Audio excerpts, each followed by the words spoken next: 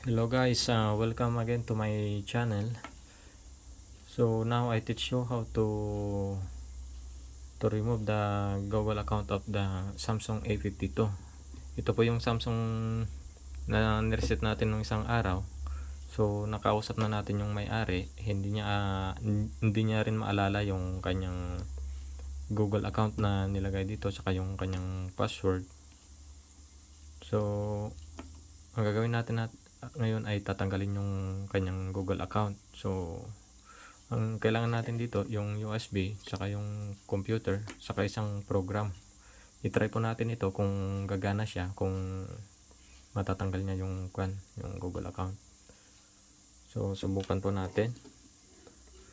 Lagay po natin yung USB. Tapos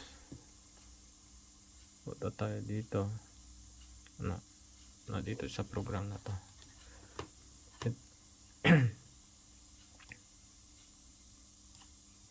So ang gagawin natin dito ay ipunta tayo dito sa program, some firmware tool ang pangalan po ng program. So punta tayo dito sa remove FRP security. Punta tayo sa dito normal mode. So sabi dito punta tayo sa kailangan nating enable yung test mode ng cellphone. So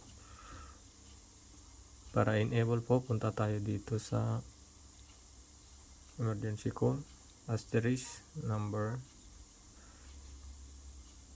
0 asterisk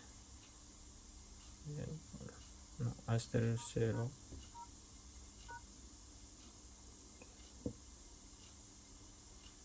asterisk.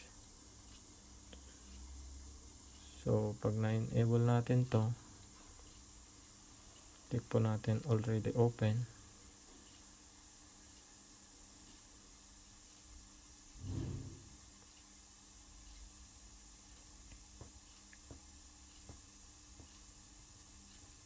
So kung hindi gagana to, ibig sabihin may new security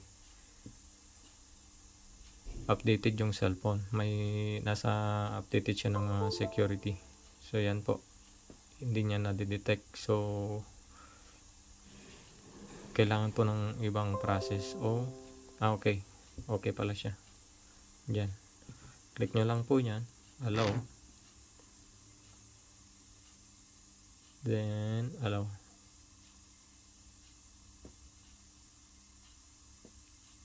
So yan po, success siya.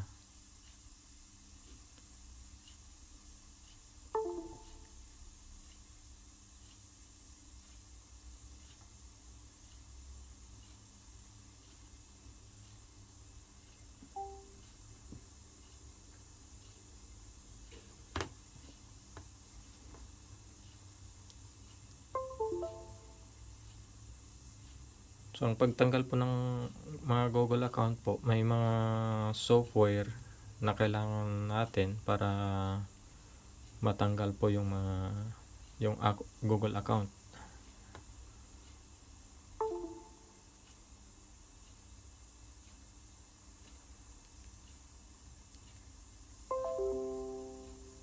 So okay na.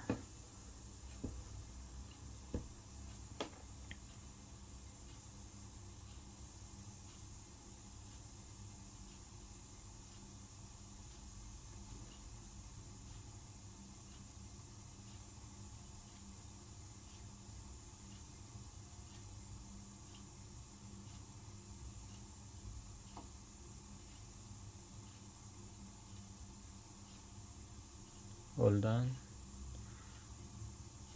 Finish. Okay. Success po. Okay na po siya. So pwede nang ulit magamit yung may-ari.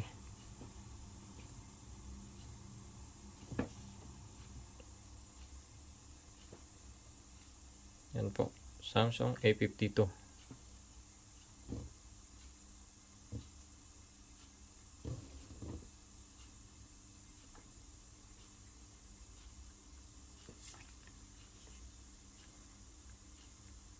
So, ganyan po.